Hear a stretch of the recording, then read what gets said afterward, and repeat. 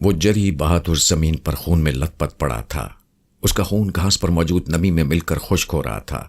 وہاں پر موجود مرد اور خواتین کا ایک ہجوم لگ گیا تھا۔ تلوار کا ایک گہرا گھاؤ اس کے شانے سے ہو کر گلے کو چیر گیا تھا۔ وہ ابدی نیند سو چکا تھا اور اس کی روح پرواز کر چکی تھی۔ اس کے ارد گرد کئی اور لاشیں پڑی تھیں۔ صدمے، ہولناکی اور وحشت سے ارجمن بے ہوش ہونے والی ہو گئی تھی۔ اسے زمین پر پڑے موت سے ہمکنار شیر افغن پر بڑا ترس آ رہا تھا، جس کی سپاہیانہ زندگی میں بہادری ایک ناقابل فراموش بات تھی۔ اس کے قہقہے ابھی تک اس کے کانوں میں گونج رہے تھے۔ مشعل جلانے سے مزید روشنی ہو گئی۔ اس کا جی اس وقت عجیب سا ہو گیا جب خیمے کے ایک طرف خون کی لمبی سی لکیر دیکھی۔ اس کے نیچے ایک محافظ کا بے جان لاشا پڑا ہوا تھا۔ اسی طرح کئی اور لوگ موت کے خونی پنجوں میں جکڑے ہوئے تھے۔ تبھی اسی ہجوم میں سے کسی شخص کے بڑبڑانے کی آواز گونجی۔ مہر النساء سوگوار تھی۔ وہ مسلسل رو رہی تھی۔ اس کی آنکھیں سرخ اور سوجی ہوئی تھیں، جبکہ لاڈلی نے اپنے باپ کی موت کا غم بہت زیادہ محسوس کیا تھا۔ وہ بے حال تھی۔ اسے کچھ ہوش نہیں تھا۔ اس کی دبی دبی سسکاریاں گھر کے ماحول کو مزید سوگوار بناتی رہی تھیں۔ پھر وہ خاموش ہو گئی، اس طرح جیسے نیم پاگل ہو گئی ہو۔ وہ ارجمن کی ہم عمر تھی اور فطری طور پر وہی اسے دلاسا دے سکتی تھی۔ وہی سمجھتی تھی کہ لاڈلی اب ایک باپ ہی سے نہیں، ایک دوست سے بھی ہمیشہ کے لیے جدا ہو گئی ہے۔ ارجمن نے ممکنہ حد تک اس کی دلجوئی کی تو اسے ٹھارس ملی۔ میر بخشی نے جہانگیر کو اس واقعے کی خبر دے دی تھی۔ اس نے یہی لکھا تھا کہ شیر افغن کو ڈاکوؤں نے قتل کر دیا۔ مزاحمت پر کافی نقصان ہوا۔ چند دن بعد شہنشاہ کی جانب سے مہر النساء کے لیے تعزیتی پیغام آ گیا۔ اس کے ساتھ ہی بارگاہ میں طلبی کے احکامات بھی تھے۔ بنگال میں موجود شہنشاہ کے اہلکاروں نے اس کے حکم کی پاسداری میں مہر النساء کو بادشاہ کے حضور بھجوانے کی تیاریاں شروع کر دیں۔ وہ اس بات پر مصر تھی کہ وہ اپنے شوہر کے مقبرے کی تعمیر کے بعد ہی یہاں سے جائے گی۔ اس نے شہر کے دور افتادہ علاقے میں اسی جھیل کے کنارے جگہ منتخب کی تھی جہاں وہ قتل ہوا تھا۔ بہت جلد اس نے مقبرے کے لیے تعمیراتی وسائل مہیا کر دیے۔ اس دن انہیں غور شہر سے کوچ کر جانا تھا۔ لاڈلی غم سے نڈھال تھی۔ وہ اس شہر کو چھوڑ کر جانا نہیں چاہتی تھی جہاں اس کا باپ دفن تھا۔ اس کی توجہ ارجمن کی طرف نہیں تھی، جبکہ وہ اس کی دلجوئی کر کے اسے جانے کے لیے تیار کر رہی تھی۔ لاڈلی شدت غم سے رونے لگی تو اس نے رونے دیا۔ ایسے میں اس کی نگاہ اس طلائی صندوقچے پر پڑی جسے اس نے مہر النساء تک پہنچایا تھا۔ وہ کھلا ہوا تھا اور چابی اس کے تالے میں موجود تھی۔ ارجمن نے وہ صندوقچہ کھول لیا۔ اس کی آنکھیں خیرہ ہو گئیں۔ یہ وہی ہیرا تھا جسے بابر نے ہمایوں کو دیا تھا۔ یہی ہیرا اپنے ساتھ موت کا پیغام رکھتا تھا۔ شہزادہ خرم کی دلہن محل میں آ گئی ہے۔ اس کا استقبال مریم مکانی نے کیا ہے۔ ایک وزیر کی بیگم نے حسرت ناک لہجے میں ارجمن کی ماں دیوان جی بیگم سے کہا، جس پر دیوان جی بیگم نے پہلو بدلا اور دھیرے سے بولی، کیسی ہے وہ؟ بہت خوبصورت۔ یہ کہہ کر وہ چند لمحوں کے لیے جیسے کھو سی گئی۔ محل میں اس کے استقبال کے لیے خواتین کا ایک ہجوم اکٹھا ہو گیا تھا۔ اس کے علاوہ حرم کی خواتین بھی تھیں۔ اتنا ہجوم تھا کہ دم گھٹ رہا تھا۔ جب اس کی آمد ہوئی تو عورتیں بالکونی سے گویا لٹک گئی تھیں۔ ایک دوسرے سے بڑھ کر وہ یہ منظر دیکھنا چاہتی تھیں کہ اس کے ساتھ کتنا بڑا قافلہ آیا ہے۔ اصل میں یہی شے عورتوں کے لیے تجسس رکھتی تھی۔ کیا آپ نے بھی دیکھا؟ دیوان جی بیگم نے پوچھا۔ ہاں، میں بھی اس بالکونی میں کھڑی تھی۔ محل کے دروازے پر بہت زیادہ لوگ جمع تھے۔ وہاں سے سب کچھ دکھائی دے رہا تھا۔ محل کا دروازہ، اس کے آگے وسیع میدان، گلیاں، حتیٰ کہ لال قلعے کے باہر دریائے جمنا کی چمکتی ہوئی سطح بھی دکھائی دے رہی تھی۔ اس جگہ کا انتخاب ہی میں نے اس لیے کیا تھا کہ سب کچھ دکھائی دے سکے۔ محل کے دروازے پر اس کی پالکی آ کر رکی تو اس کے ساتھ ہی پورا قافلہ ٹھہر گیا۔ پالکی ویسے ہی محل کے اندر لے آئی گئی۔ حرم کے صدر دروازے پر آ کر پالکی رکی تو مریم مکانی استقبال کے لیے آگے بڑھی تھی اور پھر اسے اندر لے جایا گیا۔ اس قافلے میں کیا کچھ تھا؟ دیوان جی بیگم نے پوچھا۔ وہ اپنے ساتھ بیش قیمت تحائف لائی ہے جس کی تفصیل بیان کی گئی تھی۔ مجھے تو بس اتنا یاد ہے کہ اس کے چاچا شہنشاہ ایران نے مغل اعظم جہانگیر کے لیے جو تحائف بھیجے ہیں ان میں 50 سے زائد اعلیٰ عربی نسل کے گھوڑے اور گھوڑیاں ہیں، 500 غلام، 2 اونٹ طلائی سکے، 4 اونٹ نقرئی سکے کے اور اسی طرح 2 اونٹ قیمتی پتھروں کے ہیں۔ اس کے علاوہ کنیزوں کی ایک کثیر تعداد بھی اس کے ساتھ ہے۔ اس خزانے کے علاوہ جو سب سے اہم چیز ہے وہ شہنشاہ ایران کی دوستی ہے جو مغل اعظم کو میسر آ گئی ہے۔ دیوان جی بیگم نے مسکراتے ہوئے کہا، جی ظاہر ہے یہ شہنشاہ ایران کی طرف سے دوستی کا پیغام ہی ہے جو اس نے مظفر حسین صفی کی بیٹی کو مغل اعظم کے پاس اس لیے روانہ کیا ہے کہ وہ اس کی شادی شہزادہ خرم سے کر دے۔ بلا شبہ اس نے کئی ماہ کا سفر کیا ہوگا تو قندھار سے یہاں تک پہنچی ہے، وزیر کی بیوی نے کہا۔ ارجمن ان دونوں خواتین کی باتیں بہت غور سے سن رہی تھی۔ وہ ان سے فاصلے پر بیٹھی ہوئی تھی۔ ایسی باتیں حیرت انگیز نہیں تھیں، یہ ان خواتین کی معمول کی باتیں تھیں، کیونکہ وہ اور اس کی والدہ دیوان جی بیگم اس استقبال میں نہیں تھیں، اسی لیے وہ خاتون تفصیل بتانے کے لیے موجود ہوئی تھیں۔ کسی بھی عورت کے لیے یہ بڑی تکلیف دہ صورتحال ہوتی ہے جس سے وہ منسوب ہو اس کی شادی کسی اور سے کی جا رہی ہے، جبکہ یہاں تو معاملہ ہی محبت کا تھا۔ ارجمن نے ان خواتین کی گفتگو سن کر اپنے من کو ٹٹولا۔ کہیں کوئی حیرت آمیز جذبہ، چبھن یا چھن جانے کا احساس تو نہیں۔ وہ پرسکون تھی۔ اسے اپنی محبت پر یقین تھا۔ یہی یقین ارادوں کی پختگی کا باعث ہوا کرتا ہے۔ یہی وہ عطیہ فطرت ہے جو محبت کرنے والوں کو عطا ہوتا ہے۔ ارجمن کو چند دن پہلے ہی معلوم ہو گیا تھا کہ شہزادہ خرم کی شادی کس خاتون سے کی جا رہی ہے۔ اس شادی کی بنیاد میں سیاست تھی اور ساری کوشش سیاسی حلیف بنانے کے لیے تھی۔ یہ مہرے تھے جو شہنشاہ حکومت کی بساط پر چلتے تھے۔ شاہ ایران نے مظفر حسین صفی کی بیٹی اور جہانگیر نے شہزادہ خرم کو اس مقصد کے لیے استعمال کرنا چاہا تھا۔ قندھار ایران اور ہندوستان جیسی عظیم سلطنتوں کے درمیان سرحد پر موجود آباد شہر اہم ترین تجارتی مرکز تھا۔ یہ امیر ترین ترقی یافتہ شہر تھا۔ دونوں سلطنتوں کے لیے بہت اہم تھا اور وجہ نزاع بھی۔ اس پر شاہ ایران کا بھی قبضہ رہا تھا، لیکن ان دنوں وہ مغل اعظم کی مملکت میں شامل تھا۔ ان دونوں سلطنتوں کے درمیان تعلقات کبھی بھی اچھے نہیں رہے تھے، بلکہ ان دونوں کے معاملات میں ایک دوسرے کے لیے سرد مہری نفرت اور دشمنی تھی۔ شیر شاہ سوری نے جب ہمایوں کو شکست دی اور دہلی پر قبضہ کر لیا تو ہمایوں کو وہاں سے نکلنا پڑا۔ اس صحرائے نودی میں وہ شاہ ایران تک جا پہنچا۔ اس نے بھی ہمایوں کو ایک شہنشاہ کی مناسبت ہی سے احترام دیا تھا۔ ہمایوں کی شاہ ایران سے باقاعدہ ملاقات 951 میں ہوئی تھی۔ وہ شہنشاہ ایران کا مہمان رہا۔ ایک دن شاہ سے گفتگو کے دوران ہمایوں کی شکست کے بارے میں باتیں ہونے لگیں تو ہمایوں نے اس کی وجہ بھائیوں کی منافقت اور سازشیں بتائیں۔ اتفاق سے وہیں شاہ ایران کا چھوٹا بھائی بہرام مرزا بھی موجود تھا۔ شاہ نے ہمایوں کے بیان کی نہ صرف تائید کی بلکہ اس کا ہم خیال بھی ہوا۔ بہرام مرزا کے دل میں گرا پڑ گئی۔ ہمایوں نے جب شاہ سے امداد طلب کی تو بہرام مرزا ہی آڑے آیا۔ اس نے اختلاف مذہب کی توجیہ پیش کی اور شدید اختلاف کیا۔ اس کے علاوہ ہمایوں کی شکست کی وجہ یہ بھی بتائی کہ اس کی زمام حکومت ایرانیوں کے ہاتھ میں تھی۔ قصہ مختصر، شاہ ایران نے ہمایوں کی امداد دی اور قندھار فتح ہوا۔ اکبر کے زمانے میں جب اسے تخت نشین ہوئے کچھ عرصہ ہی ہوا تھا، شاہ اسماعیل کے لشکر نے قندھار پر قبضہ کر لیا۔ ایران اور ہندوستان کی مملکتوں کے درمیان پہلا جھگڑا ہوا اور پھر دو متحارب سلطنتوں کے درمیان یہ سلسلہ دراز ہوتا گیا۔ سلطان مظہر حسین مرزا کے باپ کا نام بہرام مرزا، ولد شاہ اسماعیل صفوی تھا۔ اکبر کے تخت نشین ہوتے ہی محمد خان قلاتی نے قندھار کا علاقہ صفوی کے حوالے کر دیا تو اس نے اپنے بھتیجے سلطان حسین مرزا کو والی قندھار مقرر کیا، جو عرف عام میں بہرام مرزا کہلاتا تھا۔ اس کی وفات کے بعد اس کے بیٹوں مظفر حسین مرزا، رستم مرزا، ابو سعید مرزا اور سجس مرزا میں ٹھن گئی۔ یہ سارے بھائی باری باری دربار اکبری میں آتے چلے گئے، یہاں تک کہ مظفر مرزا نے قندھار کو اکبر کی سلطنت میں شامل کر دیا اور اس کے نام کا سکہ اور خطبہ رائج کیا۔ یوں جہانگیر کے نزدیک مظفر حسین مرزا کی بڑی قدر و منزلت تھی۔ اس کی بیٹی شہزادی گل بدن کی شادی شہزادہ خرم سے کی جانے والی تھی، جو شاہ ایران کے رشتے میں بھتیجی لگتی تھی۔ اس کی آمد بلا شبہ دوستی کا آغاز تھی اور یہ دونوں سلطنتوں کے لیے تاریخی اہمیت کی حامل تھی۔ ارجمن حکمرانی کی اس کھیل اور اس کے دور رس اثرات کو سمجھتی تھی۔ اسے یہ احساس تھا کہ اس موقع پر شہزادہ خرم کے لیے فرار ممکن ہی نہیں۔ وہ اگر فرما برداری دکھاتا ہے تو اسے شادی کرنا ہوگی، ورنہ وہ باغی قرار دے دیا جا سکتا تھا۔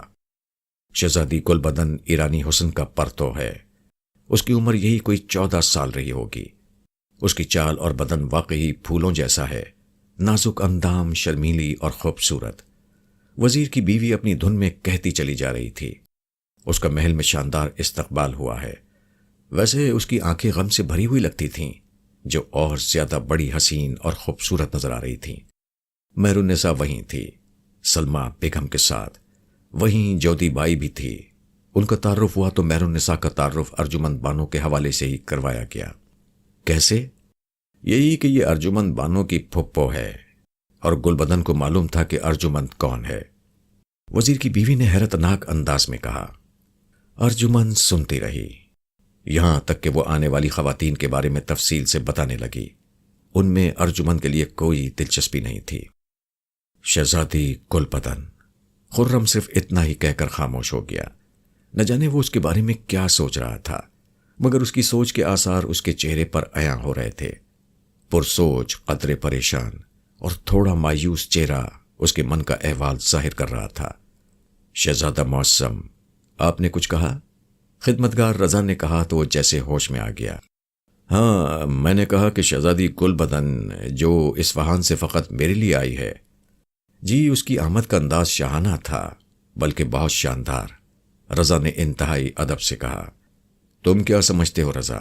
اس کا مقصد صرف مجھ سے شادی ہے؟ نہیں رضا، اس کے ساتھ سیاست، حکومت، مذہب اور ان کے اقتدار میں بھی ہندوستان آئے ہیں۔ شہنشاہ ہند نے تو یہی کہا ہے کہ میری یہ شادی سیاسی حلیف بنانے کے لیے ہے، لیکن اس میں محبت کہیں نہیں جو دوسرے کو اپنا بنانے کے لیے ضروری ہوتی ہے۔ یہی وہ راز ہے جس کی وجہ سے دو روحیں باہم ایک ہوتی ہیں۔ کاش حکمرانی میں محبت کو بھی ضروری خیال کیا جاتا۔ خرم نے حسرت سے کہا تو رضا بولا۔ حضور، ہو سکتا ہے وہ آپ کے لیے وفاشوار؟ نہیں رضا، نہیں۔ رشتوں کی بنیاد میں اعتماد ہی ایسا طاقتور عنصر ہے جو تعلق کو پروان چڑھاتا ہے، اور اعتماد صرف اس وقت حاصل ہوتا ہے جب محبت ہو۔ محبت کے بغیر تو کچھ بھی نہیں ہے۔ ہم محبت نہیں کرتے، بلکہ محبت ہمیں تلاش کر لیتی ہے، بالکل ایسے کہ جیسے کسی کے سر پر ہما بیٹھ جائے۔ شہزادہ معصم، آپ کو حقیقت پسند ہونا چاہیے، رضا نے اسے یاد دلایا۔ ہاں، میں ولی عہد سلطنت کا اعزاز پانے والا ہوں۔ مجھے خود پر عمائدین سلطنت کا اعتماد بحال رکھنا ہوگا، اس لیے محبت میرے لیے کوئی معنی نہیں رکھتی۔ یہی چیز مجھے یاد رکھنا چاہیے، خرم نے حسرت سے کہا۔ شاید گفتگو مزید چلتی کہ بادشاہ کی طرف سے حکم آ گیا۔ جہاں پناہ شہنشاہ ہند کی یہ خواہش ہے کہ شہزادہ خرم ان کے حضور حاضر ہوں۔ یہ بلاوا معمولی نوعیت کا نہیں ہو سکتا تھا، اس لیے اس نے اپنے سارے خیالات کو وہیں چھوڑا جو ایک محبت کرنے والا شہزادہ سوچ رہا تھا، اور شہنشاہ کے حضور پیش ہونے کے لیے تیار ہونے لگا۔ شہنشاہ جہانگیر اپنے کمرے خاص میں موجود تھا۔ دریائے جمنا کی جانب سے آنے والی ہواؤں سے پردے دھیرے دھیرے لہرا رہے تھے۔ سندل کی خوشبو سے وہاں کا ماحول تبیس ہو رہا تھا۔ جہانگیر کے بائیں ہاتھ کی طرف طلائی سراہی اور جام دھرے ہوئے تھے۔ اگرچہ دمے کا مریض ہونے کے باعث جہانگیر کا چہرہ اکثر سرخ رو رہا کرتا تھا، لیکن اس وقت اس کی طبیعت بحال تھی اور اس کے چہرے پر گھٹن کے آثار نہیں تھے۔ وہ خوش رو تھا۔ پہلی نگاہ پڑتے ہی شہزادے کو خوشگوار تاثر ملا۔ اس کا مطلب تھا کہ شہنشاہ کسی نزاعی مسئلے کے لیے بات نہیں کرے گا۔ اسے اپنا باپ اچھا لگا۔ اس کا سراپا، دستار اور زیورات میں خاصی چمک دمک اور روب و دبدبا دکھائی دیا۔ وہ ایک ایسا شہنشاہ تھا جس کا حکم ہند کے کونے کونے پر لاگو ہو جاتا تھا۔ اس کا انصاف مشہور تھا، لیکن وہ اگر بے بس تھا تو صرف مہر النساء کے سامنے، جس سے وہ محبت کرتا تھا۔ کیا محبت اور حکمرانی دو متضاد چیزیں ہیں؟ یہی سوچتے ہوئے وہ شہنشاہ کے حضور کورنش بجا لایا۔ آؤ خرم، بیٹھو۔ جہانگیر نے کمال شفقت سے اسے اپنے پاس مسند پر بیٹھنے کی اجازت دی۔ وہ بیٹھ گیا۔ شاہ ایران سے دوستانہ تعلق کے بارے میں تمہارا کیا خیال ہے؟ یہی کہ اگر دوستی ہو جاتی ہے تو دونوں مملکتوں کی سرحدوں پر امن ہو جائے گا، تجارت کو فروغ ملے گا اور رعایا سکون سے رہ سکے گی۔ بہت خوب۔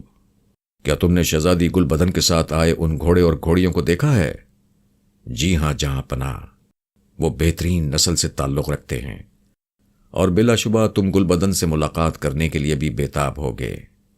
ہمارے بدخواہوں کی جانب سے یہ بات سامنے آئی ہے کہ شاہ ایران کو اپنی بھتیجی کی بجائے اپنی بیٹی بھیجنا چاہیے تھی، مگر کیا دوستی کی شروعات کے لیے اتنا کافی نہیں ہے؟ جہانگیر نے انتہائی ٹھہرے ہوئے لہجے میں سوال کیا۔ جہاں پناہ، یہی وہ گفتگو طلب موضوع ہے جس پر میں بات کرنا چاہتا ہوں۔ شہزادے خرم کو وہ موقع مل گیا جس سے امید کا دیا روشن تھا کہ ہو سکتا ہے اس کی شادی شہزادی گلبدن سے نہ ہو پائے۔ اس ہلکی سی امید پر وہ مزاحمت کر سکتا تھا۔ تم کیا کہنا چاہتے ہو؟ جہانگیر اس کی جانب متوجہ ہوتے ہوئے بولا۔ جہاں پناہ، اس میں کوئی شک نہیں کہ ہم ایران سے دوستی کے خواہاں ہیں اور پورے خلوص کے ساتھ ایسا چاہتے ہیں، لیکن کیا شاہ ایران کی نیت بھی ایسی ہی ہے؟ کیا ہمیں آنکھیں بند کر کے اس پر یقین کر لینا چاہیے؟ قندھار ایک ایسا تیر ہے جو اس کے دل میں پیوست ہے، اور آپ بھی جانتے ہیں کہ اس کا خون اب تک رس رہا ہے۔ لال قلعے تک رسائی کا کوئی ذریعہ نہیں ہے سوائے شہزادی گلبدن کی صورت میں۔ اس نے اس کی بیٹی ہی کیوں منتخب کی جس نے قندھار میں اکبر کے نام کا سکہ چلایا تھا؟ شہزادی گلبدن سلطنت ہند کے لیے کسی عظیم وبا، طوفان یا قحط سے بھی زیادہ خطرناک ثابت ہو سکتی ہے۔ ہمارے استبل میں اس سے بھی زیادہ اچھے گھوڑے موجود ہیں۔ یہ تمہاری اپنی سوچ ہو سکتی ہے، ایک تاریخ پہلو۔ جہانگیر نے اس کی دلیلوں کو نرمی سے رد کر دیا۔ میں شہزادہ خرم ہوں اور آپ ہی نے مجھے اس سلطنت کے ولی عہد کا اہل تسلیم کیا ہے، اس سلطنت کا جو ایران جتنی وسعت رکھتی ہے۔ کیا میری یہ اہمیت ہے کہ میں شاہ ایران کی بیٹی کے بجائے اس کی غیر اہم بھتیجی سے شادی کر کے اسے وہی مقام دے دوں؟ بلا شبہ اس شادی کی بنیاد میں سیاسی معاملات ہیں، تو پھر انہیں اسی نگاہ سے دیکھیں۔ اکبر اگر کسی راجپوت یا رانا سے سیاسی اتحاد چاہتا تھا تو ان کی بیٹی ہی بیاہ کر لاتا، نہ کہ غیر اہم بھتیجی یا بھانجی۔ کیا ہم شاہ ایران سے دب کر اس کی دوستی قبول کر لیں گے؟ شہزادے خرم نے اپنے لہجے کو انتہائی نرم رکھتے ہوئے بھرپور دلیلیں دیں۔ اس پر جہانگیر کے چہرے پر تفکر کے آثار ابھرے، مگر لمحہ بھر میں غائب ہو گئے۔ وہ چند لمحے خاموش رہا، پھر سنجیدگی سے بولا، تم ٹھیک کہہ رہے ہو، مگر اب بہت دیر ہو چکی ہے، کیونکہ میں اسے تمہاری دلہن کے طور پر قبول کر چکا ہوں۔ میں نے قول دیا ہے کہ اس کی شادی شہزادہ خرم سے ہوگی۔ اب اس کی کسی اور سے شادی کرنا بے اعتمادی کی دلیل ہوگی، اور اسے واپس بھیج دینا اعلان جنگ ہوگا۔ جہاں پناہ، آپ خوب سمجھتے ہیں کہ جب آپ نے قول دیا ہوگا تو اس کی تہ میں کن لوگوں کے مشورے شامل ہوں گے۔ یہ وہی لوگ ہوں گے جو اب بھی ایران سے اپنا ذہنی و قلبی لگاؤ رکھتے ہیں۔ مجھے احساس ہے کہ وہ لوگ کون ہو سکتے ہیں۔ اگر آپ نئے سرے سے سارے معاملے کا تجزیہ کریں تو بہت ساری نئی باتیں سامنے آ جائیں گی۔ میں سمجھ رہا ہوں، جہانگیر نے سنجیدگی سے کہا۔ میں یہ بھی جانتا ہوں کہ تم میرے پسندیدہ بیٹے ہو اور تم اس مشکل وقت کو اچھی طرح نبھا سکتے ہو۔ مملکت کے معاملات میں تمہاری دلچسپی نے مجھے متاثر کیا ہے۔ اب یہ وقت ایسا ہے کہ ہمارا کوئی فیصلہ سلطنت کی تقدیر پر اثر انداز نہیں ہونا چاہیے۔ بادشاہ ہمیشہ سازشوں میں گھرے رہتے ہیں اور اس حصار کو وفادار ہی توڑتے ہیں۔ میں سمجھتا ہوں کہ ایک تم ہی ہو جو اس حصار کو توڑ سکتے ہو۔ ایران سے دوستی کے معاملے میں جس بات کا تم نے اشارہ کیا ہے، اگر واقعتاً ایسا ہی ہے تو تم ہی اپنی صلاحیتوں سے اس کو فروغ کر سکتے ہو۔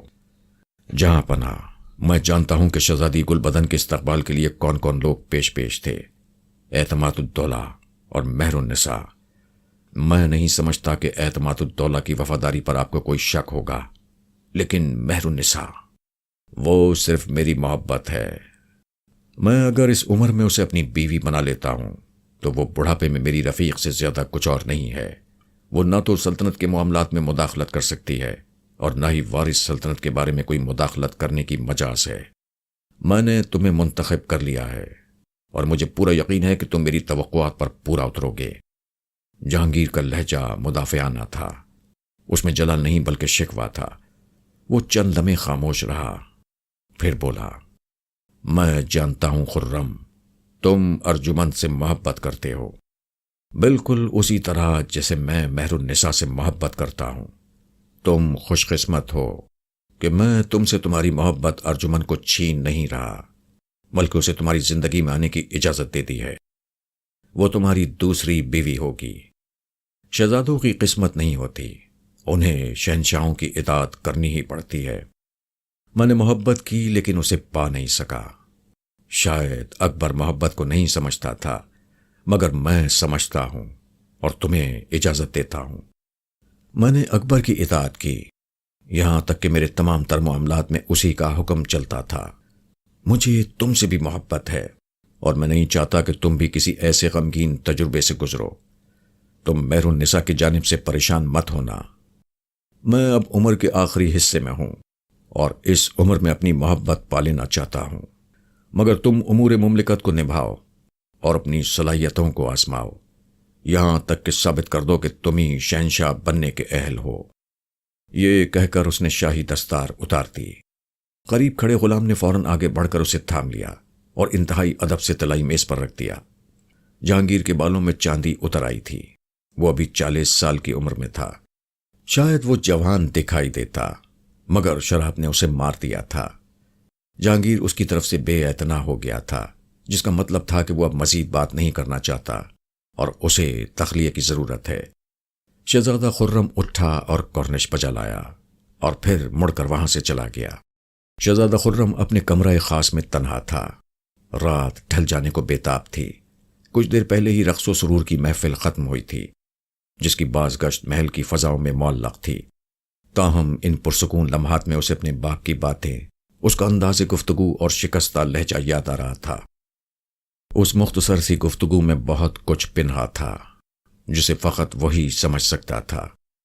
یہ شہنشاہ کی اپنی قسمت تھی کہ اس کو کیسا نصیب ملا تھا، یہ اس کی تقدیر تھی جو اس کے سامنے حالات کو لا رہی تھی۔ مہر النساء کی صورت میں اس نے خوشگوار خوشی کو پا لیا تھا۔ اس کی زندگی میں جن تجربات سے آشنائی ہوئی تھی، ان میں سے جو بے سکون اور تلخ یادیں تھیں، ان سے وہ شہزادہ خرم کو بچانا چاہتا تھا۔ خرم نے سوچا، مہر النساء کا وجود جہانگیر کے اعصاب پر حاوی تھا۔ محبت اپنا آپ منوا لیتی ہے اور مہر النساء کا جادو چل چکا تھا۔ مہر النساء فطری طور پر ایران سے روابط کو ترجیح دیتی تھی۔ ظاہر ہے سلطنت میں موجود وہ گروہ جو ایران سے دوستی کا میلان رکھتا تھا، اس کی رسائی مہر النساء تک ہونا تھی۔ ایسے وقت میں جبکہ شہزادہ خرم کی ولی عہدی کا باقاعدہ اعلان نہیں ہوا تھا، اس گروہ کی مخالفت اس کے تخت تک پہنچنے میں رکاوٹیں کھڑی کر سکتی تھی۔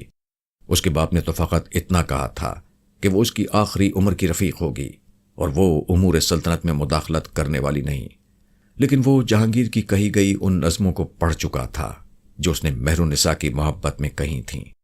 ان نظموں کو پڑھ کر شہزادہ خرم خود کو لفاظی اور اظہار محبت میں بہت پیچھے محسوس کرتا کہ وہ ارجمن کے لیے کچھ بھی نہیں کہہ سکا تھا۔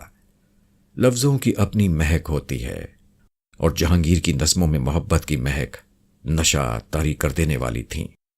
کبھی کبھی اسے یوں لگتا جیسے جہانگیر جب اپنی شاعری کرتا ہے تو مہر النساء کو اپنے سامنے بٹھا کر شعر ترتیب دیتا ہے۔ جب محبت میں اپنا سب کچھ اپنے محبوب کو سونپ دیا جائے تو باقی کچھ بھی نہیں بچتا۔ شہزادہ خرم آنے والے وقت میں اس محبت کی کار فرمائیاں دیکھ رہا تھا۔ اس کی صورت کیسی ہوگی، اس کا وہ احساس نہ کر سکا۔ دوسری طرف خسرو کا وجود اس کے لیے خطرے کی علامت کے طور پر موجود تھا، جو اپنی بغاوت کی وجہ سے شہنشاہ کا نہ صرف اعتماد کھو چکا تھا بلکہ مملکت کی تقدیر کے لیے خطرناک ثابت ہو چکا تھا۔ خرم اپنی طرف سے جہانگیر کے دل میں کوئی ایسی گرہ نہیں ڈالنا چاہتا تھا کہ وہ ضدی اور ہٹ دھرم کہلائے۔ اسے انتہائی صبر، دانشمندی اور تحمل کے ساتھ اپنے فیصلے کرنا تھے۔ تخت اور ارجمن کے حصول میں فقط گل بدن آ گئی تھی، ورنہ خسرو نے اپنے لالچ، پاگل پن اور غیر دانشمندانہ طرز عمل سے سب کچھ کھو دیا تھا۔ اس میں حسد کا جذبہ اس قدر طاقتور تھا کہ حسد کی آگ میں وہ خود ہی جل گیا۔ ہو سکتا تھا کہ وہ ایسا نہ ہوتا، مگر اکبر کی غلطی تھی کہ اس میں حکمرانی کرنے کے جذبے کو اس نے خود پروان چڑھایا تھا۔ اسے یہ معلوم نہ ہو سکا کہ وہ بنجر زمین میں بیج ڈال کر اس کی آپ پیاری کر رہا ہے، جہاں ثمراور پودا نہیں محض جھاڑ چھنکاڑ اگا۔ اس کے کانٹوں نے سلطنت کی تقدیر کو زہر آلود کرنے کی کوشش کی۔ اکبر نے بستر مرگ پر اپنا ارادہ تبدیل کیا تھا۔ انہی دنوں میں سلطنت نزاعی کیفیت میں آ گئی تھی۔ خسرو کی تخت نشینی کے لیے خان اعظم اور مان سنگھ نے بھرپور کوشش کی، لیکن یہ کوشش باور نہ ہو سکی اور جہانگیر تخت نشین ہو گیا۔ خسرو کو چاہیے تھا کہ وہ خاموش ہو جاتا اور اپنی سرگرمیاں ختم کر دیتا، مگر اس کے اندر حسد جہانگیر کی معراج کو برداشت نہیں کر پایا تھا۔ اس نے محض 5 ماہ اور 14 دن بعد ارادہ بغاوت سے قلعہ آگرہ چھوڑ دیا اور اس کا رخ پنجاب کی طرف تھا، جس کے لیے خود جہانگیر نے اس بغاوت کو ختم کرنے کی مہم میں حصہ لیا۔ آخرکار لاہور میں خسرو کو پاپجولان شہنشاہ کے حضور میں پیش کیا گیا۔ خسرو کی قسمت میں قید تھی، مگر اس کے ساتھیوں عبد الرحیم کو گدھے کی اور حسن بیگ کو بیل کی کھال میں زندہ بند کر دیا گیا۔ وہ اس میں بند کچھ گھڑیوں بعد مر گئے، دیگر کو پھانسی پر چڑھا دیا گیا۔ خسرو کو ہاتھی پر توق ڈال کر بٹھایا گیا اور ان پھانسی پانے والوں کے درمیان سے انتہائی تکلیف دہ عمل سے گزارا گیا۔ مگر خسرو کی حاسدانہ روش نہ بدلی، بلکہ اس میں اب انتقام کا جذبہ بھی شامل ہو گیا تھا۔ اس نے اپنے حامیوں کے ساتھ زندان سے بھی رابطہ رکھا۔ یہ روابط رنگ لائے اور جہانگیر کو قتل کرنے کا منصوبہ تشکیل پا گیا۔ شہنشاہ کا یہ قتل شکارگاہ میں اس وقت کیا جانا تھا جب کمرغاں میں ہلچل، جوش و خروش اور افراتفری اپنے عروج پر تھی۔ ایسے وقت میں اس پر خنجر سے وار کیا جانا تھا۔ اس سازش میں ملوث خواجہ سرا اعتبار خان پکڑا گیا، جس سے یہ منصوبہ دیوان خاص مملکت آصف خان کو معلوم ہوا۔ اس نے شہزادہ خرم کو خبردار کر دیا۔ اگرچہ اس قتل سے خرم کے تخت تک پہنچنے کی راہ ہموار ہو سکتی تھی، لیکن اس نے ایسا نہیں کیا، بلکہ یہ سازش مغل اعظم تک پہنچا دی گئی۔ آخر خسرو پکڑا گیا، ساری سازش بے نقاب ہو گئی۔ اس دن دیوان عام میں خیر معمولی ہلچل تھی۔ ایک جم غفیر اکٹھا ہو گیا تھا۔ ماحول میں غم کھلا ہوا تھا۔ پردے کے پیچھے خواتین موجود تھیں۔ اس دن خسرو کو غداری کے الزام میں پیش کیا جانا تھا۔ خرم تخت کے ساتھ کھڑا تھا۔ یہ جگہ اس کے لیے مخصوص تھی۔ اس سے کچھ فاصلے پر وزیر اور امرائے سلطنت کھڑے تھے۔ انہیں ان گزر برداروں نے اپنے حصار میں لیا ہوا تھا، جن کے پاس طلائی عصائے شاہی تھا۔ ان سے ذرا آگے امرائے سلطنت موجود تھے۔ یہاں پر نقرئی عصائے شاہی کے ساتھ گزر بردار موجود تھے۔ ان سب کے درمیان خسرو کھڑا تھا۔ ایک دفعہ پھر اسی طرح جہانگیر سامنے آنے والا تھا۔ اس کے پیچھے زنداں کے محافظ اور جلات موجود تھے۔ خسرو کے چہرے پر کوئی ملال نہیں تھا۔ وہ پرسکون تھا اور اس کی آنکھوں میں طنز تھا۔ نقیب شاہی نے جہانگیر کے آنے کی صدا دی تو دیوان عام میں سناٹا چھا گیا۔ کچھ لمحوں میں جہانگیر تخت پر فرقوکش ہو گیا۔ شاہی محافظ ہر طرف استادہ ہو گئے۔ شاہی اہلکار اس مقدمے کی کارروائی لکھنے کے لیے قلم تھام کر تیار ہو گئے۔ جہانگیر نے اشارہ کیا تو شاہی محافظوں نے خسرو کو آگے بڑھا دیا۔ چند قدم کے بعد اسے روک کر کھڑا کر لیا گیا اور ایک وزیر نے اس پر الزامات کی فہرست پڑھ کر سنائی۔ خسرو، جہانگیر نے انتہائی جلال سے کہا، کیا تم اپنے اوپر لگائے گئے الزامات کی تردید کرتے ہو؟ اس پر خسرو خاموش رہا، کچھ نہیں بولا، بلکہ بہت غور سے جہانگیر کی طرف دیکھتا رہا۔ تمہاری خاموشی تمہارے غدار ہونے کی تصدیق کر رہی ہے۔ آخر تم کس بل بوتے پر بار بار بغاوت کا ارتکاب کر رہے ہو؟ اکبر اعظم ایسا نہیں کر سکتے کہ انہوں نے تمہیں ایسے کسی گھٹیا جرم کرنے کا سبق دیا ہو، اور یہ کہ تم اپنے باپ کو قتل کر دینے کے مرتکب ہو جاؤ۔ یہ حق مجھے دیا گیا تھا، آپ نے میرا یہ حق چھینا ہے کہ میں اپنے حق کو حاصل کرنے کی کوشش بھی نہ کروں۔ تم جس حق کی بات کر رہے ہو وہ مجھے عطا ہوا۔ میں اگر تخت نشین ہوں تو اسی حق کے ساتھ تم اب اس کا دعویٰ نہیں کر سکتے۔ عمائدین سلطنت اس کے گواہ ہیں۔ جہانگیر نے اسی لہجے میں کہا اور پھر آگے کی طرف جھک کر بولا، اگر تم حق کی بات کرتے ہو تو ہمایوں کی تلوار اور اکبر کی عطا کی ہوئی دستار میرے پاس ہے، جو انہوں نے مجھے خود دی۔ انہوں نے ہی فیصلہ کیا تھا کہ تم تخت کے لیے قابل نہیں ہو اور سلطنت کا وارث مجھے قرار دیا گیا تھا۔ اب تمہیں اس سے انکار کیوں ہے؟ وہ اس لیے کہ خسرو کہتے کہتے رک گیا۔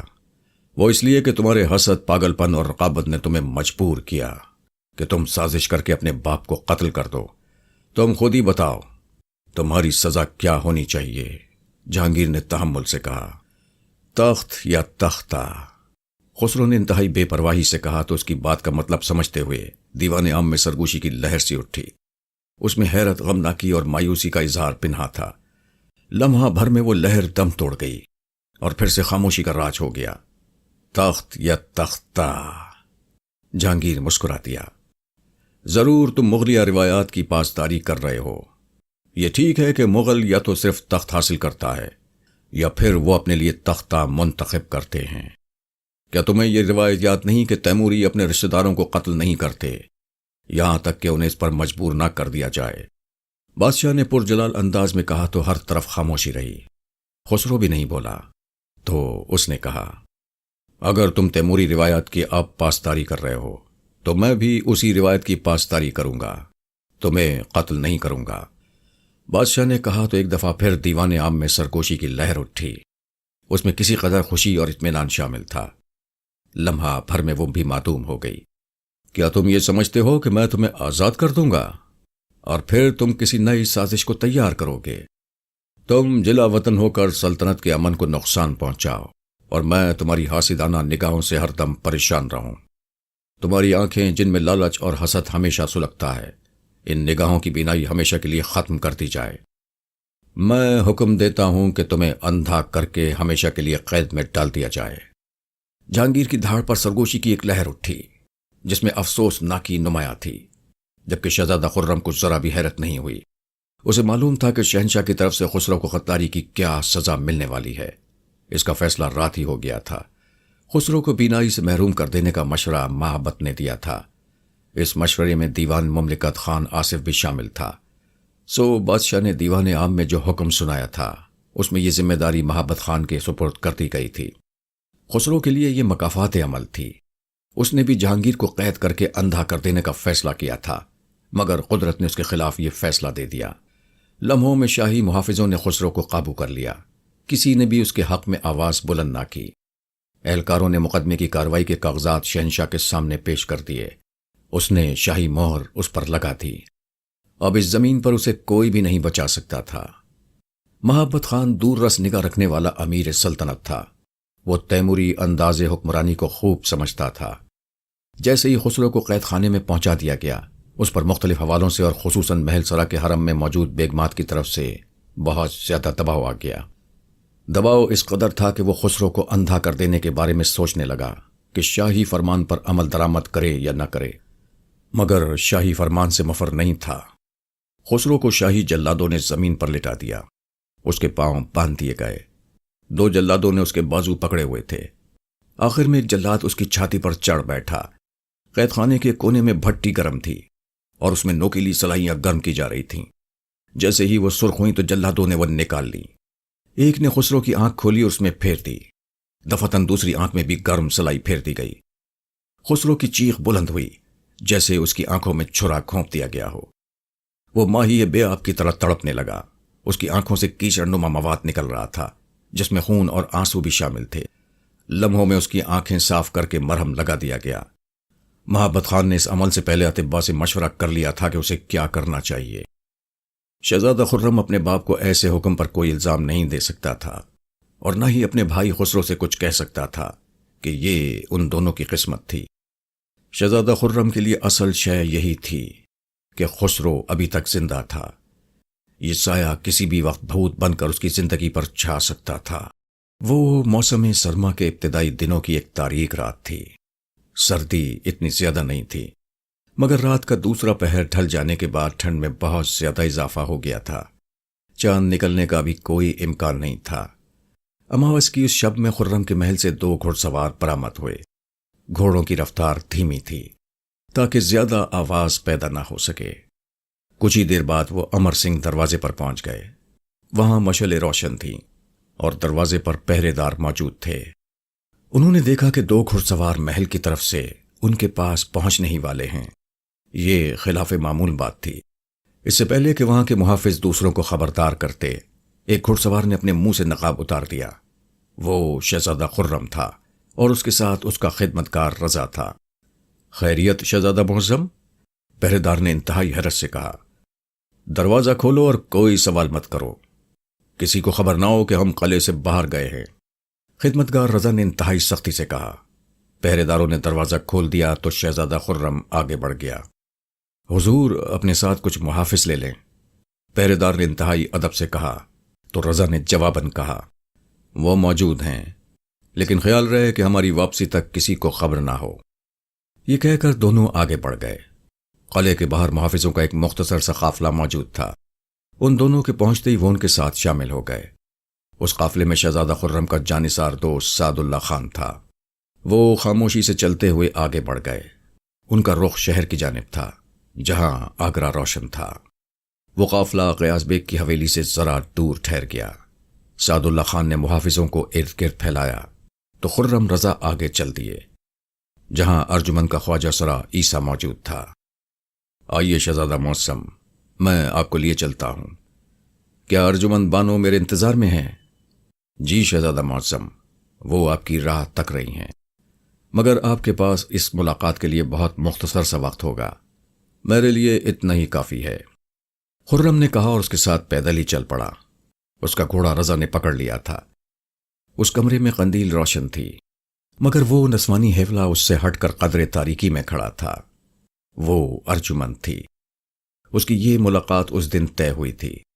شہزادہ خرم کی خواہش پر خدمتگار رضا نے کنیزوں کی مدد سے ارجمن تک یہ خواہش پہنچائی تھی، جسے اس نے دیوان جی بیگم کی اجازت سے مان کر ملاقات کی اجازت دے دی تھی۔ اس کے لیے زیادہ خطرہ مہر النسائی کی طرف سے ہو سکتا تھا، لیکن وہ ان دنوں جہانگیر کی منہ بولی ماں سلیمہ بیگم کے پاس تھی۔ شہزادہ خرم نے اس کا حیولہ دیکھا اور ادھر بڑھ گیا۔ وہ دونوں آمنے سامنے تھے اور ایک دوسرے کی طرف دیکھ رہے تھے۔ اس خاموشی کو ارجمن نے توڑا۔ کیسے ہیں آپ؟ کل میری شادی ہو رہی ہے، خرم نے یوں کہا جیسے وہ خیالوں میں کھویا ہوا ہو، اور اس نے ارجمن کی بات ہی نہیں سنی۔ شاید شہزادہ وہی کچھ سننا پسند کرتے ہیں جو بہت ہی خاص ہو۔ میں جانتی ہوں، ارجمن نے انتہائی تحمل سے کہا، مگر میری کوئی خواہش نہیں ہے۔ میں یہ سب نہیں چاہتا۔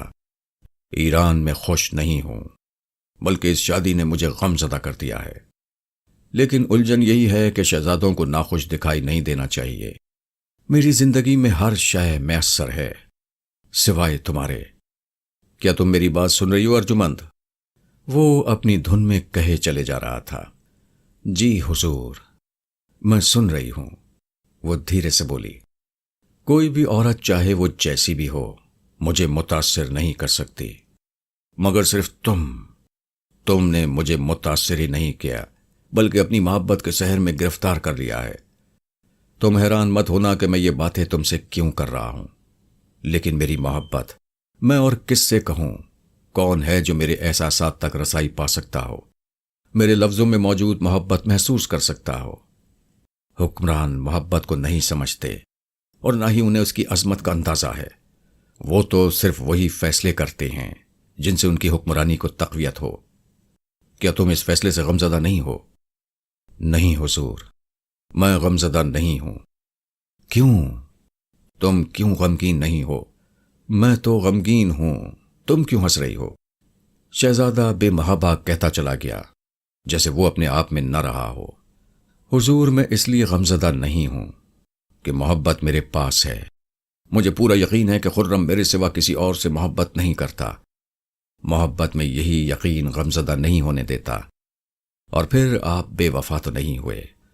ہاں ارجمند، تمہارا یقین سچا ہے، میں بے وفا نہیں، مجبور محض ہوں۔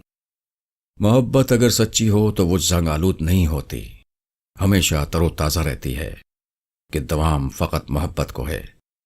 ہاں لیکن ارجمند، تم کھو تو نہیں جاؤ گی؟ اگر تم کسی اور کی ہو گئی تو میں سب کچھ کھو دوں گا، شاید زندہ بھی نہ رہوں، خدا نہ کرے۔ ارجمن نے فوراً اپنا ہاتھ اس کے منہ پر رکھ دیا۔ تبھی شہزادے نے اس کا ہاتھ اپنے ہاتھوں میں لے کر کہا، میں نے بہت کوشش کی ہے لیکن میں اپنے باپ کو قائل نہیں کر سکا۔ اس کا فرمان مجھ تک آ پہنچا ہے، اور تعمیل حکم اگر نہ کی تو تجھے پانے کی مہم سی امید بھی دم توڑ جائے گی۔ شہزادہ خرم نے سرد آہ کھینچتے ہوئے کہا، میں آپ کا انتظار کروں گی، یہاں تک کہ موت ہی مجھے آپ سے جدا کر سکتی ہے۔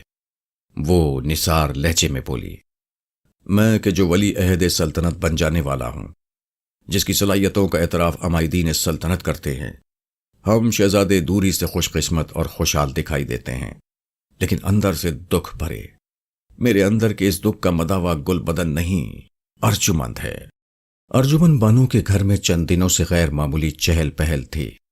وہ اس آمد و رفت کے بارے میں خوب جانتی تھی۔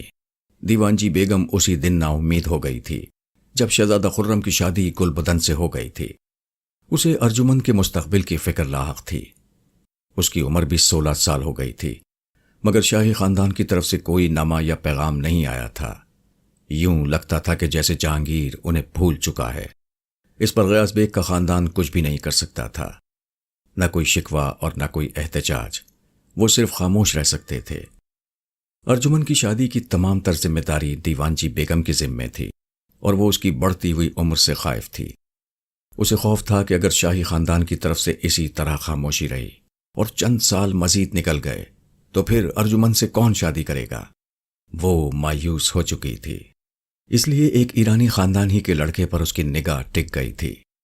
غیاث بیگ کے اس خاندان پر بہت احسان تھے۔ وہ لڑکا شاہی ملازمت میں اعلیٰ عہدے پر اسی کی وجہ سے فائز ہوا تھا۔ دیوان جی بیگم نے جب اپنی خواہش کا ذرا سا اظہار کیا تو وہ خاندان ارجمن کی خاصکاری کے لیے بے تاب ہو گیا۔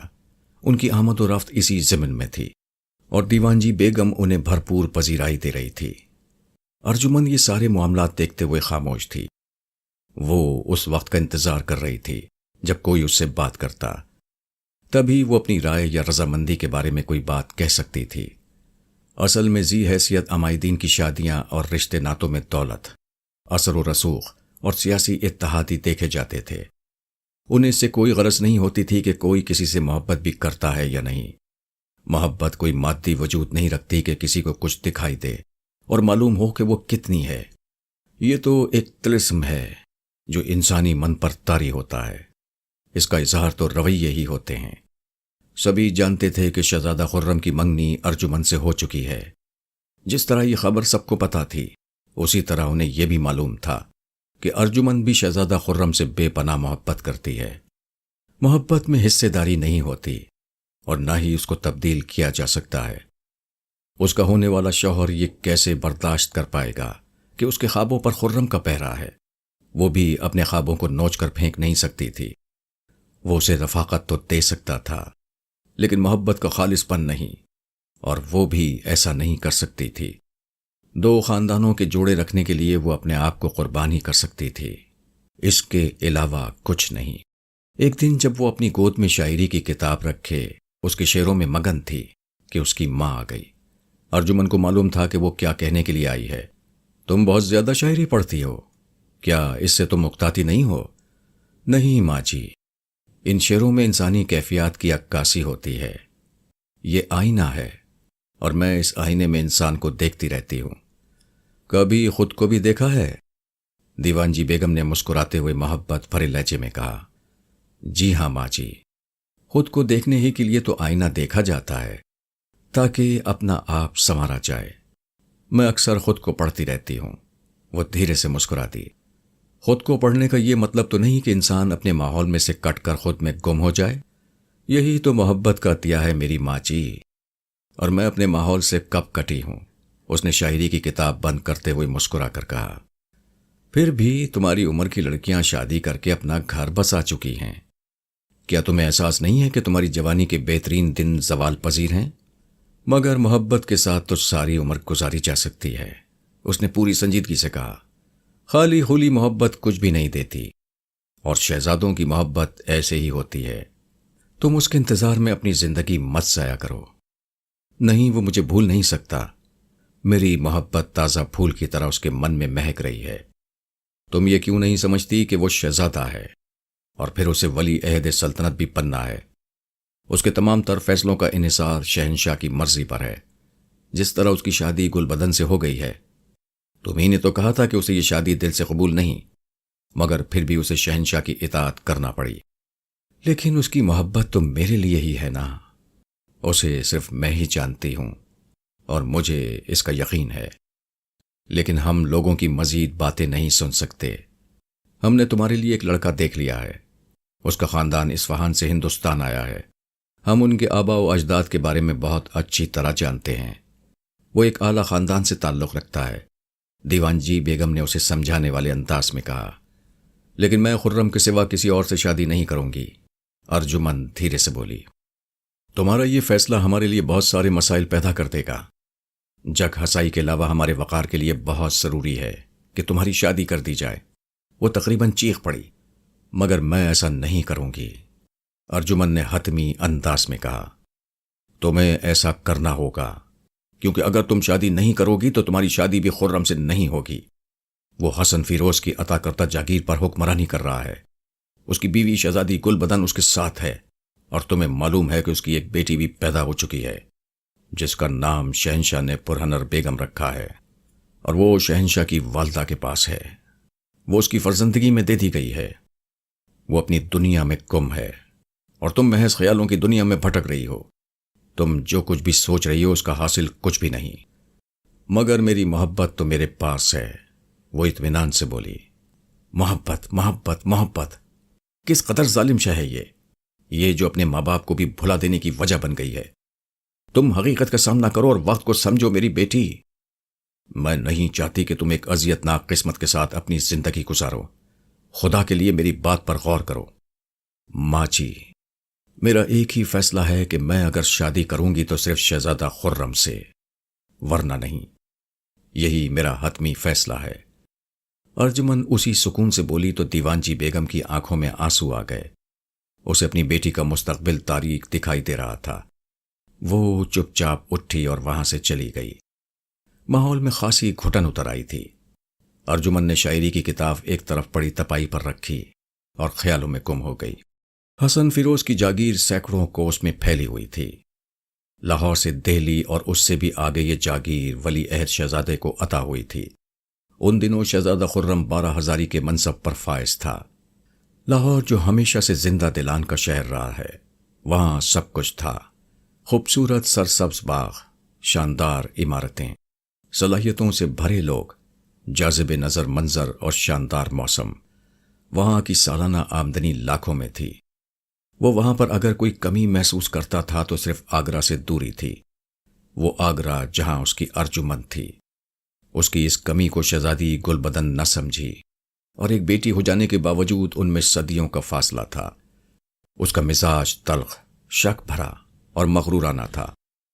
جس طرح ان کی رفاقت میں دنوں کا اضافہ ہوتا چلا جا رہا تھا، اسی طرح ان میں رویوں اور تعلقات میں دوریاں آتی چلی جا رہی تھیں۔ گل بدن کو یہ زوم تھا کہ وہ ایک شہزادی ہے۔ اس کے خاندان کے مغلیہ خاندان پر بہت زیادہ احسانات ہیں، اور وہ بذات خود ہندوستان اور ایران کے درمیان وجہ دوستی ہے۔ شہزادی گل بدن کے پاس سب کچھ تھا، بس ایک محبت کی کمی تھی جسے وہ بیوی ہوتے ہوئے بھی نبھا نہیں رہی تھی۔ شہزادہ خرم کی حکمرانی حسن فیروز کی جاگیر سے شروع ہو چکی تھی۔ یہاں کے عمرا، عمائدین، تاجر اور زمیندار سبھی اس کی اطاعت کر رہے تھے۔ زمامکار بطریق احسن چل رہا تھا اور حالات بھی سازگار تھے، لیکن ایک کمی شہزادے کو بے چین رکھتی تھی، اور وہ تھی محبت کی کمی۔ شہزادی گل بدن اس کے پاس ہوتے ہوئے بھی اسے محبت نہیں دے پا رہی تھی، اور ارجمن اس سے سینکڑوں کوس دور آگرے میں اس کا انتظار کر رہی تھی۔ ان دونوں کے درمیان جب بھی وہ اپنا تجزیہ کرتا، اسے ارجمن بہت اعلیٰ درجے پر محسوس ہوتی۔ آگرہ سے برابر خبریں موصول ہو رہی تھیں۔ شہزادے کے آنکھ اور کان فقط دربار میں ہی نہیں، محل میں بھی تھے، اور بہت حد تک اس کی رسائیاں حرم تک تھیں۔ لاہور اور آگرہ کو جوڑنے والا واسطہ خدمتگار رضا تھا۔ کوئی بھی ایسا معمولی سے معمولی واقعہ جو کسی بھی حوالے سے شہزادہ خرم سے تعلق رکھتا تھا، وہ اس تک پہنچ رہا تھا۔ بہت ساری خبروں کے دوران اسے یہ خبر بھی موصول ہو چکی تھی کہ ارجمن کی خواستگاری کے لیے ایرانی خاندان حد درجے دلچسپی لے رہا ہے اور چاہتا ہے کہ جلد از جلد وہ ان کی بہو بن جائے۔ اسے ابھی تک یہ معلوم نہیں ہو سکا تھا کہ ارجمن کا اس پر کیا رد عمل ہے۔ وہ بے چین تھا اور سوچ رہا تھا کہ جس طرح وہ شہنشاہ کی وجہ سے شہزادی گل بدن کے ساتھ شادی کرنے پر رضامند ہو گیا تھا، ارجمن کے لیے بھی ایسی کوئی نہ کوئی مجبوری ہو سکتی تھی۔ سب سے بڑی وجہ اس کا خاندان تھا جو ان کی برابری کا نہ تھا۔ شہنشاہ اپنے خیالات اس پر پہلے ہی ظاہر کر چکا تھا کہ ارجمن کے ساتھ کیا ہے، مال و دولت، سیاسی رتبہ یا کوئی سیاسی اتحاد، کچھ بھی نہیں۔ فقط محبت کو حکمران تسلیم نہیں کرتے تھے۔ ہو سکتا ہے کہ اس وقت جہانگیر نے ارجمن کی منگنی صرف اس لیے کر دی ہو کہ خسرو کی بغاوت کا قضیہ چل رہا تھا۔ شہزادے خرم کی ضد تھی۔ وہ محض اس کی ہٹ دھرمی کو دیکھ کر اور حالات کے مطابق اس نے یہ بات مان لی تھی، اور جس طرح ارجمن کی منگنی کو اتنے سال ہو گئے تھے، اس سے یہی گمان کیا جا سکتا تھا کہ شہنشاہ نے محض وقت اور حالات کو سامنے رکھتے ہوئے ہی ایسا کیا تھا، ورنہ اسے کوئی دلچسپی نہیں تھی۔ اسے یہ ڈر بھی تھا کہ وقت اپنے آپ کو اس کے لیے نہ دہرائے۔ اکبر نے جہانگیر کو مہر النساء سے شادی کرنے کی اجازت نہیں دی تھی، اور اب جہانگیر ہی شہزادہ خرم کی راہ میں رکاوٹ تھا۔ جہانگیر نے شہزادہ خرم سے یہ کہا تھا کہ وہ ارجمند کو دوسری بیوی بنانے کی اجازت دیتا ہے، مگر کب، یہ اس نے نہیں کہا تھا۔ شیر افغن قتل ہو چکا تھا اور اس کی بیوہ مہر النساء سلیمہ بیگم کے پاس تھی۔ جہانگیر اس سے شادی کا خواہاں تھا، تو کیا ارجمند سے اس کی شادی کی کوئی صورت نہ بن پائے گی؟ آگرہ سے آنے والی خبریں اسے پریشان کر رہی تھیں۔ صرف ایک مہوم سی امید تھی کہ ارجمند اس کا انتظار کر رہی ہے، ارجمند جس کے انتظار نے اس کے وجود میں انتہائی کشش بھر دی تھی۔ یہ خیال کہ وہ اس کی محبت میں اس کا انتظار کر رہی ہے خرم کے لیے وجد آفریں تھا۔ اس کی سوچ کا خمار زندگی بخش تھا، یوں جیسے صحرا میں چلنے والے شخص کو یہ امید ہو کہ اسے نغلستان ضرور ملے گا۔ ارجمند کو شہنشاہ کے خیالات معلوم ہونے کے بعد بھی صرف خرم کے کہے گئے لفظوں کا بھروسہ تھا۔ وہ ایک عورت ہو کر اس کے لفظوں کو احترام دے بیٹھی تھی، جبکہ وہ خرم ہو کر اس کو اہمیت نہیں دے سکتا تھا۔ ایک وہی تو تھی جو اس کی خالص محبت کو اپنے من میں بسائے محو انتظار تھی۔ خرم اس سے محبت کرتا ہے، اسی ایک احساس کے ساتھ وہ اپنا جیون بتائے چلی جا رہی تھی۔ شہزادی گل بدن اس کے قریب ہوتے ہوئے بھی اس سے دور تھی۔ اسے زوم تھا کہ وہ شہزادی ہے، اور ایران و ہندوستان کے درمیان دوستی کی وجہ۔ اسے یہ پوری طرح احساس تھا کہ شہزادہ خرم اسے طلاق نہیں دے سکتا، اور نہ ہی اس کی اہمیت کو کسی طور پر کم کر سکتا ہے۔ مگر یہ حقیقت تھی کہ ان دونوں کے درمیان تلخیاں اپنا رنگ جما چکی تھیں۔ ایک بیٹی کی پیدائش بھی انہیں قریب نہیں لا سکی تھی۔ اس کی وجہ شہزادہ خرم کے رویے میں سرد موہری کے علاوہ گل بدن کا غرور بھی تھا۔ اس کی اجازت کے بغیر کوئی بھی اس کی قیامگاہ میں داخل نہیں ہو سکتا تھا۔ وہ جب بھی کہیں سفر کے لیے نکلتی، اس کے ساتھ اس کے ایران سے آئے ہوئے مشیر غلام اور کنیزیں چلتیں۔ وہ مختصر سی فوج جو اسلحے سے لیس ہوتی، وہ ہندوستانی شہزادہ خرم کی بیوی ہوتے ہوئے بھی اپنا رنگ ڈھنگ، اپنے طور طریقے اور انداز ایرانی اپنائے ہوئے تھی۔ اسے احساس تھا کہ وہ بہت اہم ہے۔ اسے دو بادشاہوں کی تائید حاصل ہے، ایک شاہ ایران اور دوسرا شہنشاہ ہندوستان۔ دو بڑی طاقتیں غیر محسوس انداز میں خرم اور ارجمند کے درمیان حائل تھیں۔ وہ سلیمہ بیگم کی رہائش گاہ میں سے ایک کمرہ تھا جو مہر النساء بیگم کو دے دیا گیا تھا، پورے لوازمات اور سہولیات کے ساتھ۔ اس نے اب تک پہلے اس طرح کی رہائش گاہ میں تکلفات نہیں دیکھے تھے۔ وہ شاہی مہمان ہونے کے علاوہ جہانگیر کی محبت تھی۔ دریائے جمنا کی طرف سے آنے والی ہوائیں قلعہ آگرہ میں موجود محل کی بڑی راستاں تھیں۔ ایک وہی ہوائیں تھیں جو بلا روک ٹوک ان کے در و بام میں آ جاتی تھیں، ورنہ محل اور پھر حرم سرا کے پہرے اس طرح کے تھے کہ ان میں اجازت کے بغیر پنچھی بھی پر نہیں مار سکتا تھا۔ مگر اس کے ساتھ ساتھ جہانگیر کی مہر النساء میں حد درجہ دلچسپی کی سرگوشیاں بھی گردش کر رہی تھیں۔ محل میں کنیزیں، ملازمائیں اور مشاتائیں بھی اپنے اپنے آقاؤں کی وفاداری میں تقسیم تھیں۔ انہیں اس وفاداری کا باقاعدہ انعام ملا کرتا تھا۔ وہ ان سرگوشیوں کے تعاقب میں رہا کرتی تھیں، یہاں تک کہ ان کی نگاہ کسی اہم ترین واقعے تک جا پہنچتی۔ وہی واقعہ ان کی قسمت میں خوشی بھر دیتا۔ وہ دیکھ رہی تھی کہ سلیمہ بیگم کے ہاں مہر النساء بیگم کا ہونا کوئی معمولی بات نہیں تھی۔ یہ اہمیت کسی اہم واقعہ کا پیش منظر تھی۔ ان سب کی نظر سلیمہ بیگم کی رہائش گاہ پر تھی۔ اس کی سب سے بڑی وجہ یہ تھی کہ مہر النساء بیگم صرف شیر افغن کی بیوہ ہی نہیں، جہانگیر کی برسوں پرانی محبوبہ بھی تھی۔ شہنشاہ کا غیر معمولی التفات بھی انہیں چوکنا کیے ہوئے تھا۔ سپہر ڈھل چکی تھی۔ مہر النساء بیگم ابھی تک اپنے کمرے میں موجود تھی۔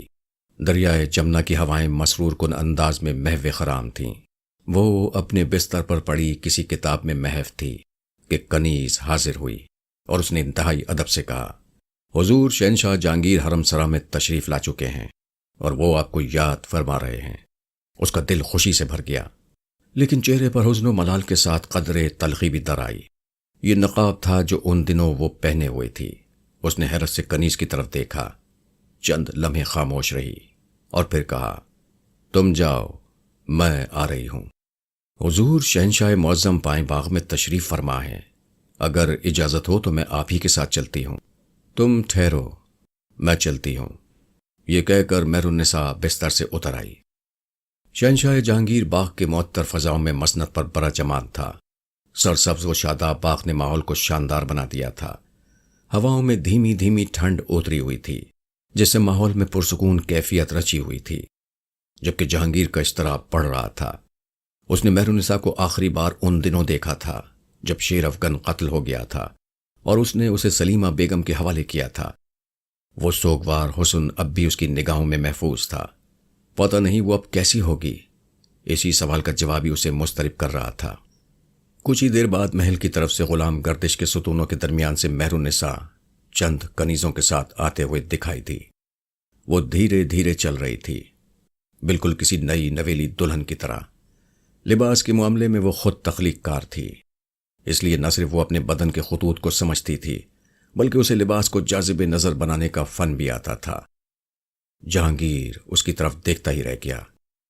وہ لمحہ بہ لمحہ اس کے نزدیک آتی چلی گئی، یہاں تک کہ وہ شہنشاہ کے حضور کارنش بجا لائی۔ وہ اس وقت تک جھکی رہی جب تک جہانگیر نے اسے اوپر اٹھنے کی اجازت نہیں دے دی۔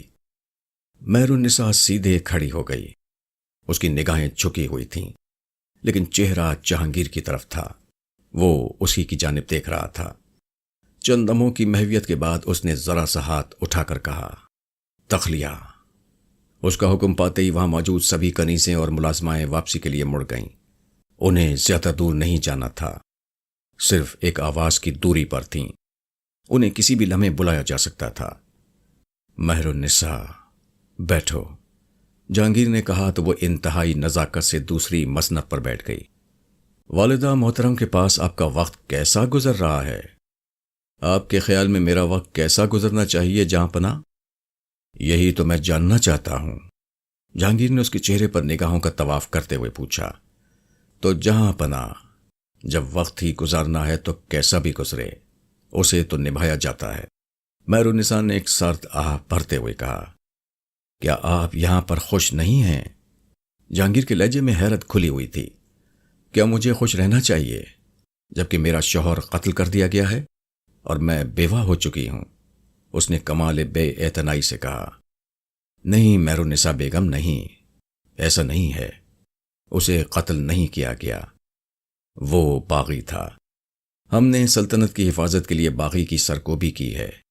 اس مہم میں میرا دوست شریک بھائی بھی کام آ گیا۔ آپ خود بتاؤ، کیا باغی سلطنت کے لیے خطرہ نہیں ہوتے؟ کیا ان کی سرکوبی ضروری نہیں ہوتی؟ جہاں پناہ، میرے شوہر پر بغاوت کا محض الزام تھا۔ مجھے یقین ہے کہ وہ رقابت میں مارا گیا ہے، اس نے مضبوط لہجے میں کہا۔ جو ہونا تھا وہ ہو چکا مہرالنساء بیگم، وہ مقدر لہجے میں بولا۔ عشق نہیں چاہتا کہ حسن اس سے اسی طرح بے رخی سے ہم کلام ہو، مگر وہ تو نہ جانے کیا سوچے بیٹھی تھی۔ اس کا فیصلہ تو شاہی عدالت عظمی ہی کر سکتی ہے۔ میں اپنے شوہر کے قتل کا مقدمہ ضرور دائر کروں گی، مگر مجھے تو محصور کر لیا گیا ہے۔ کیا اس سلطنت میں کوئی ایسی عدالت ہے جو ہماری منشا کے خلاف فیصلہ دے دے؟ میں شہنشاہ کی عدالت میں مقدمات دائر کروں گی اور اس کے ضمیر، قوت ایمانی اور عدل و انصاف کو پرکھوں گی۔ آپ بھول رہی ہو کہ میں ہی شہنشاہ ہوں، یہ کہہ کر وہ ایک لمحے کو ٹھہرا اور پھر بولا، سنو، بقول تمہارے کہ تم اپنے شوہر کے قتل کا مقدمہ دائر کرو گی، لیکن ثبوت کہاں سے لاؤ گی؟ یہ کہہ کر وہ قدرے مسکرایا اور اس کے ان الفاظ کا اثر مہرالنساء پر پڑا۔ وہ چند لمحے ساکت سی بیٹھی اس کی طرف دیکھتی رہی اور پھر قدرے مسکراتے ہوئے بولی۔ اس کی نگاہ جہانگیر کے ریشمی قبا کی طرف تھی۔ آپ کے ریشمی لباس پر سرخ تکمے نہیں ہیں، بلکہ یہ میرے شوہر کے خون کے قطرے ہیں۔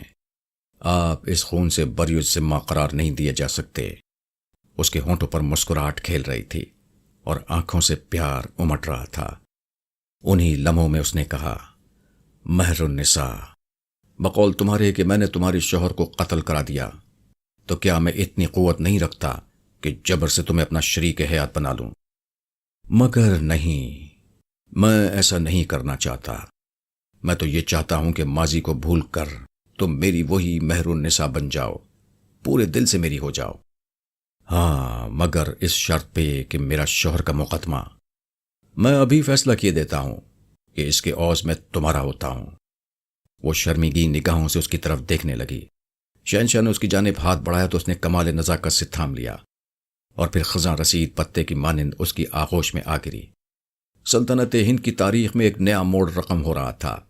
دریائے جمنا کی ہواؤں نے یہ سرگوشی پورے محل میں پھیلا دی۔ کنیزوں کا شک یقین میں بدل گیا۔ رات گئے تک اس واقعے پر سینکڑوں تبصرے ہو چکے تھے۔